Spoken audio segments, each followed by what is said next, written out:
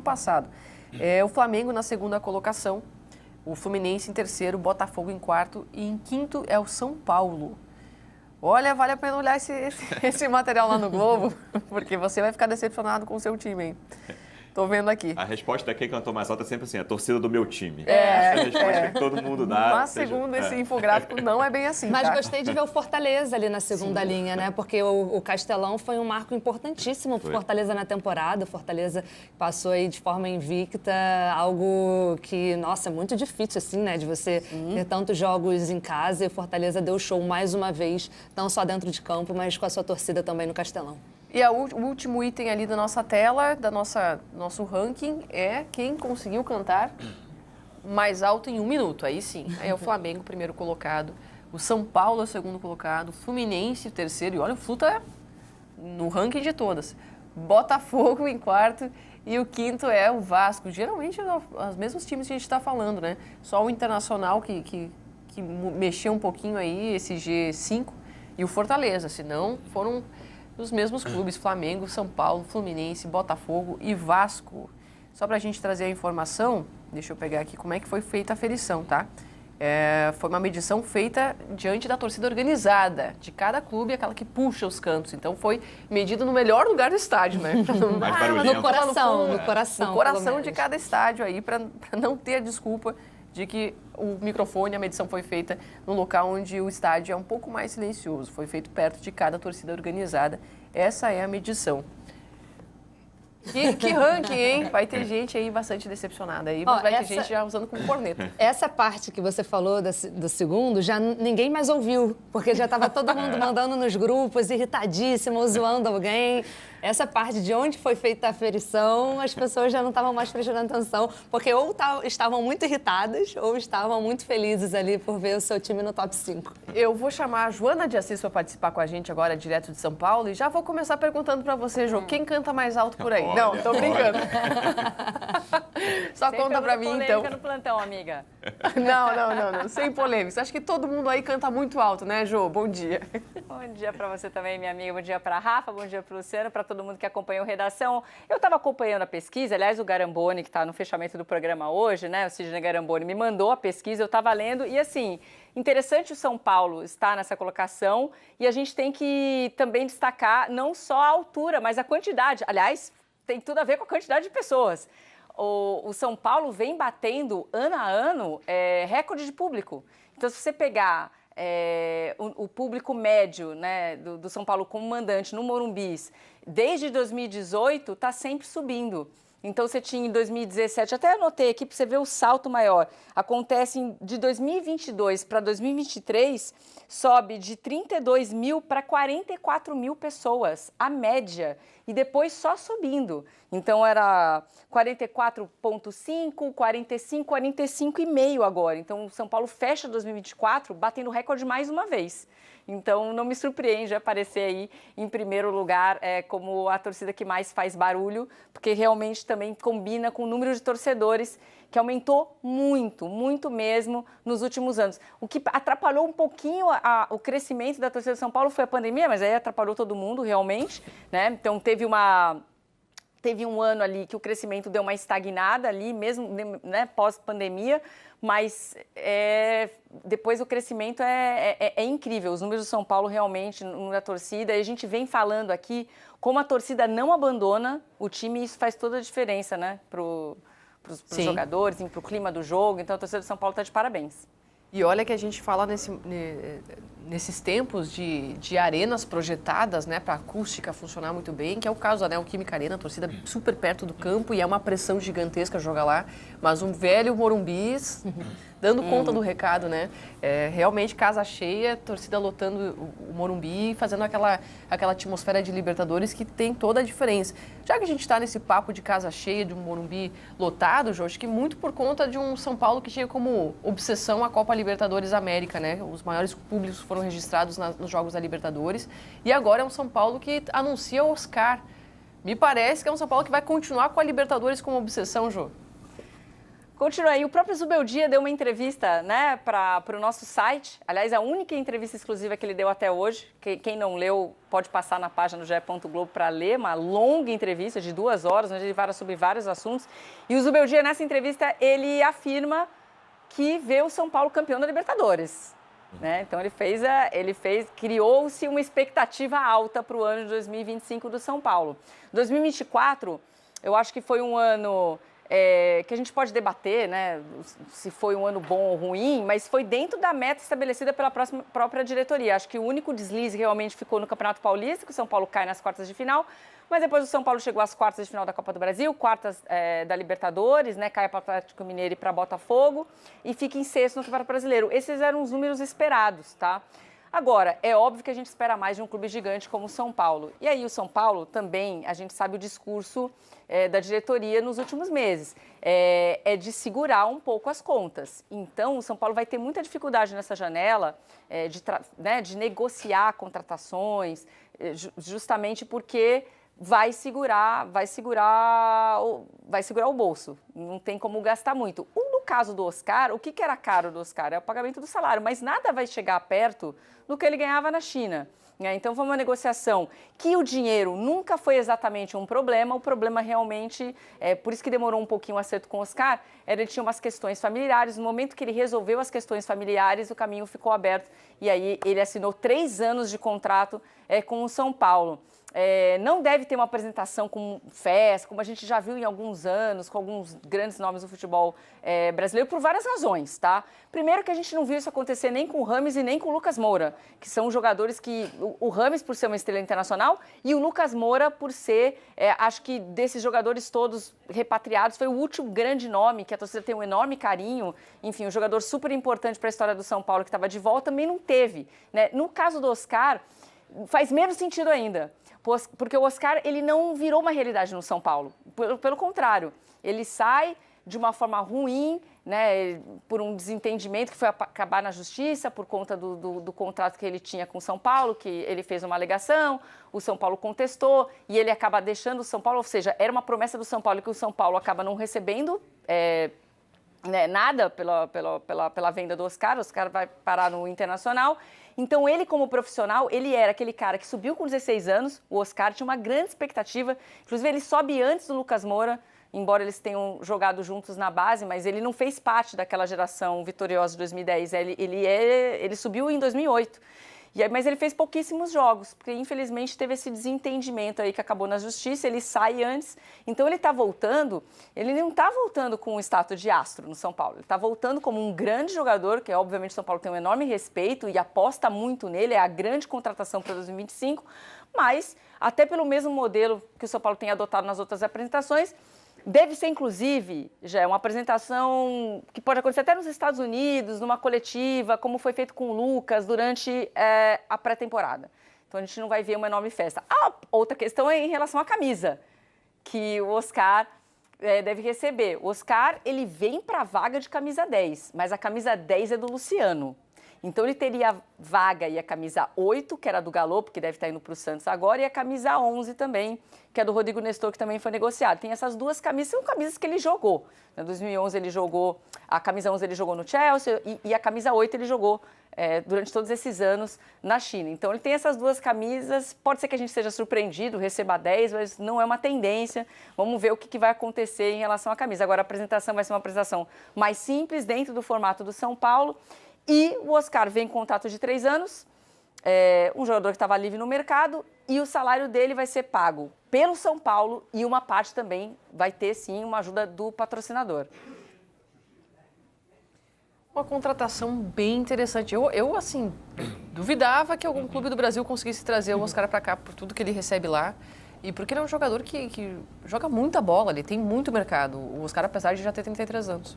Tem mesmo. E eu acho que era uma queixa do Zubeldia ano passado, né, na última temporada, de não ter um jogador como o Lucas, né? Um jogador que fosse também um construtor, que desse uma dinâmica ali no meio de campo, mas que também conseguisse atuar pelos lados ou de forma centralizada. E aí, em vários momentos, ele precisou ali, ele montou ali o time num 4-3-3, em que ele precisou deslocar o Lucas para o lado para que o Luciano jogasse mais centralizado. E agora ele tem um pouco mais de variação, porque ele tem um jogador muito parecido com essas características do Lucas. Então, ele vai poder jogar com os dois, ou ele pode jogar com o Lucas um pouco mais deslocado para o lado e o Oscar mais centralizado, ou o contrário, né? O Lucas centralizado, o Oscar mais caindo pelo lado. Então, assim, eu acho que dá um pouco mais de variação e qualidade técnica para esse elenco do São Paulo, para esse meio-campo do São Paulo, que pode jogar no 4-4-2 com 2 volantes, esses 2 jogadores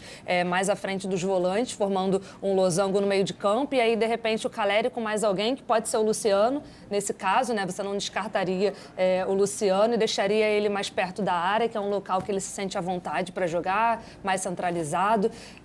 Então, acho que para o Zubeldia é importante, porque dá a ele mais variação. Era uma peça que ele já se queixava e que eu acho que todo mundo sentia falta, de certa forma, né? Porque quando não tinha o Lucas atuando, o São Paulo sentia muita falta desse jogador que fosse um articulador e que desse essa versatilidade, que entregasse tanto ali no meio de campo. Então, acho que está sendo uma baita contratação do São Paulo para a temporada, sim, e pensando nessa obsessão, que acho que é onde o São Paulo não pode pensar diferente, né? Tricampeão do mundo, não pode pensar diferente, tem que pensar sempre em tentar buscar essa Libertadores depois de tantos anos. Eu tenho curiosidade de quem vai ser esse quarto elemento do setor ofensivo, né? Com Oscar, Lucas e Calleri. Vai ser o Luciano, vai ser o Ferreirinha. Como que o Zubeldia vai escalar esses 3? O Calleri a gente sabe como ele vai escalar, mas como ele vai colocar o Oscar e o Lucas em campo e quem vai ser o jogador que vai acompanhá-los ali no setor ofensivo.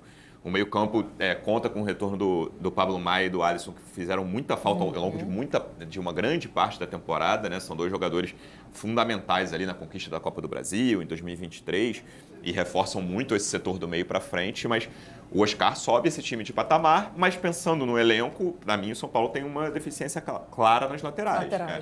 O São Paulo perdeu o Rafinha, o São Paulo perdeu o Wellington, o Jamal Lewis, que nem contava tanto assim. Mas eu acho que o São Paulo tem um time titular muito forte hoje, 9 peças. Assim, as 2 laterais ainda não. Do meio para frente, eu acho o São Paulo top 4 de time titular do futebol brasileiro hoje. Claro, tudo pode mudar, outros jogadores podem chegar. E para trazer o Wendel, né? Que é a oportunidade de lateral esquerda. É o grande desejo, né, Joana? E aí perderia o Moreira, que para mim é uma peça super interessante para o São Paulo. Assim. O Rogério Ceni, por exemplo, dizia que ele era o melhor lateral direito que o São Paulo tinha. Gostava muito do Moreira, só que ele acabou se machucando, não teve sequência, mas é um belo jogador, mas teria que ser envolvido também na negociação com o Wendel, que ainda está em aberto. O São Paulo está tentando trazer ele antes. Ele pode assinar o pré-contrato com o São Paulo, né? Mas tem os 6 meses restantes de contrato, então isso está uma dor de cabeça para o São Paulo. O São Paulo ainda não conseguiu resolver, mas eu concordo com você. Essa posição acho que é a mais difícil para o São Paulo. Passou o ano inteiro com essa dificuldade, porque o Jamal foi esse reforço de janela que não deu certo. Né, junto com o Santilongo, são 2 jogadores que não funcionaram. E o São Paulo, a gente já sabe como é que vai ser a política desse ano, né, de contas mais equilibradas, contratações pontuais. Então, o grande nome dessa janela vai ser o Oscar. E aí focar nesses pontos mais críticos, no caso, as 2 laterais. Porque o Rafinha, ele vai renovar para jogar o Paulista, mas a gente sabe que ele não vai ser titular. Né? É mais pela liderança que ele exerce, né? Eu vi uma lacuna também nessa reta final de São Paulo na segunda função do meio-campo, que o Oscar já fez na vida, né? Segundo volante, é assim, inclusive, que ele desponta, que ele explode, né? Agora, pela idade, ele joga um pouco mais para frente. Mas pelas lesões que o São Paulo teve, né? Porque se tem o Alisson ali, dá para compor, ainda tem o Marco Antônio, né? Tem o Gustavo, no primeiro, né? Mas eu imagino, assim, talvez eu esteja Lisieiro entrou nessa função também depois na reta final. Talvez eu esteja muito nostálgico de 2023, mas eu imagino que Pablo Maia e Alisson deem conta do recado saudável. Né? Vamos ver ao longo da temporada como é que vai acontecer. Se eles estiverem saudáveis, essa preocupação, ela sai. Mas acho que nessa reta final faltou bastante o jogador por ali. Ao longo não só ali, né? semestre quase inteiro, essas funções de volante do São Paulo ali foram problemáticas muito por causa das lesões. Mas é interessante a gente imaginar esse São Paulo aí com o Oscar, assim. E eu tô numa ansiedade enorme para ver ele jogar aqui no Brasil. Porque a gente não sabe, né, como é que ele tá, né? Exato, Essa é a Ju. verdade. A gente fala muito do Oscar, da lembrança que a gente tem do Oscar, principalmente na seleção sub-20, né? É aquele jogador que pinta como grande craque, né? A grande promessa da base do São Paulo, vai para o Internacional. Eu estava nesse Mundial Sub-20 que ele faz os 3 gols da final, inclusive. Mas a gente não tem acompanhado, a gente não acompanha o campeonato chinês. Então são 8 anos de lacuna. A gente pode olhar os números, olhar as imagens, olhar o DVD, né? Do Oscar, mas é outro mercado, outra história. Então, a gente, até o mapa de calor, eu estava vendo o mapa de calor do Oscar, ele se movimenta muito pelo meio, mas ele cai para a esquerda, né? Cai mais para o lado esquerdo. O Lucas joga dos 2 lados, mas no São Paulo ele tem jogado mais pelo lado direito, né? A gente sabe que ele gosta de jogar mais centralizado, mas ali está o Luciano. Será que o Luciano vai continuar nessa faixa do campo? Mas aí daria para o Luciano jogar um pouco mais adiantado. E aí, de repente, o Luciano poderia fazer num 4-4-2 a dupla com o Caleri. E aí daria liberdade para eles dois, né, para o Lucas e para o Oscar, jogarem de uma forma mais solta no campo, utilizando tanto as faixas laterais, porque os dois fazem muito bem isso, mas com liberdade para transitar pelo meio. Eu acho que se tiver quando conseguir encaixar esse entrosamento, eu acho que fica muito confortável para eles jogando nessa faixa do campo. E aí eu não descartaria o Luciano, ele poderia... É porque aí a briga é grande, aí é uma briga maior, né? Porque seria o Caleri com o Luciano, o Caleri com o William Gomes ou o Caleri com o Ferreira. É sempre o Caleri com um deles, né? E aí seria uma briga, eu acho que um pouco mais interessante, quem seria num 4-4-2 a dupla de ataque com o Caleri, né? A gente já sabendo que são características diferentes até, né? O Luciano tem um pouco mais de mobilidade, o Caleri a gente já sabe como joga também, como é importante a função dele dentro desse São Paulo, mas eu acho que dá liberdade para que eles joguem mais abertos e trocando de lado também, eventualmente. Eu acho que isso dá para o Zubeldia algo que ele não teve na temporada passada, que é a possibilidade de você mudar esquema tático sem mudar peças, a possibilidade de você mudar dentro do jogo o posicionamento e a liberdade desses jogadores de meio de campo, coisa que ele não teve na temporada passada. E tendo o Alisson e o Pablo, você tem uma proteção diária também ali na frente dos zagueiros que é muito boa, acho que resolve muito dos problemas que o São Paulo teve nessa temporada passada e principalmente com um jogador, né? Acho que ele entrega muito para o setor ali do meio para frente que o Zubeldia acho que até agora não conseguiu ter essa possibilidade, essa peça. Eu acho que essa competitividade interna vai fazer muito bem para o São Paulo. Vai fazer muito bem. Acho que faltou um pouco disso. Rapaziada, já acabou de ver, né, o vídeo que eu separei pra vocês aí do Redação, com as informações do São Paulo e das torcidas. Qual torcida gritou mais, cantou mais ali, né? Quanto tempo. E o do São Paulo dominou quase tudo. Aí já imaginava, né? São Paulo sempre faz a festa aí com a torcida, sempre enchendo o estádio e 90 minutos aqui, né, rapaziada, gritando, cantando. Vimos também eles falando do Oscar, rapaziada, como que o Oscar joga, como que ele gosta de jogar, qual número que ele deve vestir aí no tricolor. Vai ser complicado, 10 é do Luciano, então vamos ver se o Luciano vai ficar, se vai sair. Pelo jeito eu acho que vai sair, então a 10 vai ficar vaga. Eu acho que o Oscar vai ser o número 10, rapaziada. Pra encerrar aqui, vamos à matéria do SPFC, que tá falando sobre o Oscar, rapaziada. Oscar não, Elinho e Militão, que tá processando o tricolor ali e quer 1,9 milhão na justiça. Vamos ver aqui, ó. O Elinho, né, é por causa da transferência ali para o Red Bull Bragantino. Então, aqui, ó, 1,9 milhão relacionado à transferência do atacante Elinho para o Red Bull Bragantino ocorrido em 2022. Já o Éder Militão é para o Porto, ó. A transferência do Éder Militão para o Porto. Vamos ver aqui a fala de algum... Aqui, ó. Se liga só. Acho que é advogado, ó. Decidimos ajuizar, né, a ação requerendo o direito adquirido dos 5% que o São Paulo cedeu via contrato, explicou Agnello. O atacante Elinho, né, foi comprado pelo Bragantino por 24 milhões em janeiro de 2022. E em setembro desse ano se transferiu para o Toluca em uma negociação estimada em 84 milhões. Essa história traz à tona uma velha questão aí do São Paulo e do futebol brasileiro. Contratos mal feitos e falta de diálogo. O São Paulo, né, gigante do futebol, deveria ser mais um exemplo de profissionalismo, mas pelo visto preferiu ignorar notificações e empurrar o problema com a barriga. Se existe um contrato reconhecido com uma cláusula, né, que tem 5% sobre a venda futuras, por que não resolver isso diretamente, como aconteceu no caso de Militão? A postura de não comentar ações judiciais em andamento é, na prática, uma forma de se esquivar. Pior ainda, pessoal, é porque são atitudes como essas que mancham a reputação do nosso tricolor. Para um time que forma tantos talentos, né, e depende de parcerias com empresários e olheiros, criar precedentes de respeito pode afastar futuras colaborações. Por outro lado, né, também é válido questionar a insistência de Agnello, né, em judicializar o tema. Se ele já conseguiu um acordo amigável no passado, por que não bater na porta do clube antes de partir para os tribunais? Claro que o silêncio do São Paulo é provocador, mas será que não faltou insistência em resolver isso de forma amistosa, evitando expor ambos os lados? Em resumo, o São Paulo o São Paulo erra, né, ao não cumprir ou contestar diretamente a cláusula contratual e ignorar uma questão simples que poderia ser resolvida com diálogo. Agnello, por sua vez, demonstra que o futuro do futebol brasileiro ainda é um ambiente de egos, onde as coisas só funcionam na base do grito. Pessoal, então é isso aí. Mais uma diva do São Paulo, mais uma cobrança ali, né? Elinho e Éder Militão cobrando o tricolor. Jogou na justiça já e vamos ver o que acontece. Pessoal, então é isso aí. Comenta a respeito e até o próximo vídeo.